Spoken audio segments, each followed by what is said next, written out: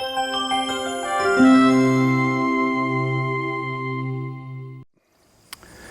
we're continuing our Tool House Tips series on homestead house building. So our next tip talks about the roof line of the house. Now, this house was built, again, south facing. Our first tip, we talked about the fact that it's south facing. So this side of the house gets all the sun.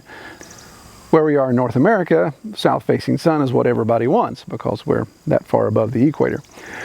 Well, as I mentioned in the previous tip, in the wintertime, I get a lot of passive solar through here. Works out great, heats up nicely inside. On 30, 40 degree days, we don't really have to have a lot of heat going if it's sunny because the sun really warms it up. So unfortunately, in the summertime, we get the exact opposite effect. We get way too much heat.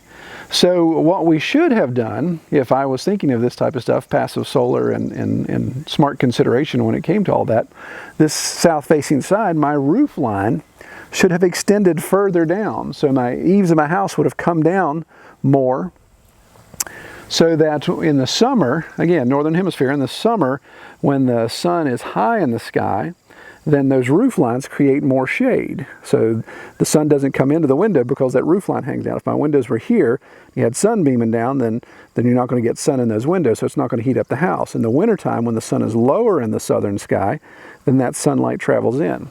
And my neighbor actually built his house that way. It was a really good idea, and I wish I'd have thought of that at the time. He built his house after I built mine, because that could have really helped on my cooling bills in the summertime, that I don't have all this sunlight coming in and heating up. So if you look online, there's all kinds of people that consult on passive solar, and it really has to do, again, with your latitude that determines the roof line. So take that into consideration. Something as simple as just extending your rafters or extending the roof line on your house could really save you a lot of energy both ways.